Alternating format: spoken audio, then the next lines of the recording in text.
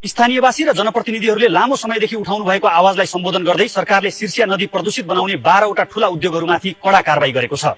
आदरणीय दाजुभाइ तथा दिदीबहिनीहरू, नमस्कार। आज म तपाईहरुसँग एउटा महत्त्वपूर्ण र गम्भीर विषयमा सिधा कुरा गर्न उभिएको छु।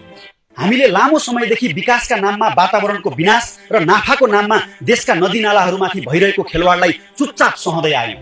तर अब त्यो दिन गए। नियम सबैका लागि बराबर हुन्छ, चाहे त्यो सर्वसाधारण नागरिक होस् या अर्बौंको उद्योग चलाउने उद्योगपति। बारा र पर्साको औद्योगिक करिडोरमा बग्ने ऐतिहासिक सिर्सिया नदीको अवस्था हामी कसैबाट लुकेको छैन। सिमराको जंगलबाट शुद्ध भएर निस्कने यो नदी वीरगञ्ज हुँदै बग्दा आज ढल र विषाक्त रसायनको आहाल बनेको छ। पवित्र पर्व छठमा समेत त्यही कालो र दुर्गन्धित पानीमा उभ्याउनु पर्ने बाध्यता स्थानीय बासिन्दाको छ। सर्वसाधारणको स्वास्थ्य, कृषि र खानेपानीमाथि वर्षौंदेखि खेलवाड भइरह्यो। स्थानीयवासी र जनप्रतिनिधिहरूले लामो समयदेखि उठाउनु भएको आवाजलाई सम्बोधन गर्दै सरकारले सिर्सिया नदी प्रदूषित बनाउने 12 वटा ठूला उद्योगहरूमाथि कडा कारबाही गरेको छ। वातावरणीय मापदण्डको धज्जी उडाउँदै सोझै विषाक्त फोहोर नदीमा फाल्ने प्रत्येक उद्योगलाई रु 10-10 लाख जरिवाना गरिएको छ।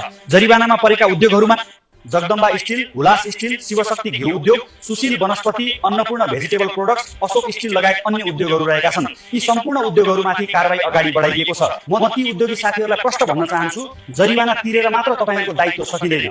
यदि तोकिएको समयभित्र जरिवाना नतिरेमा र नदीमा ढल मिसाउन बन्द नगरेमा कानुन बमोजिम 3 गुणासम्म बढी जरिवाना गरिनेछ र उद्योगको सेवा सुविधा रोकेर थप कडा कानुनी कारबाही गरिनेछ।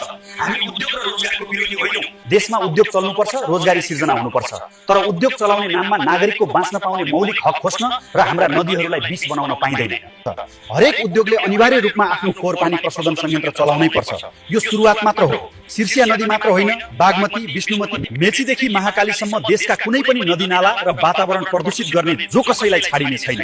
नियम र कानुनको पालना सबैले गर्नुपर्छ। तपाईहरुको साथले नै हामीलाई सुधारको बाटोमा अघि बढ्ने शक्ति दिन्छ। वातावरण जोगाउँ, नियम पालना गरौँ र समृद्ध नेपाल बनाउँ। जय नेपाल।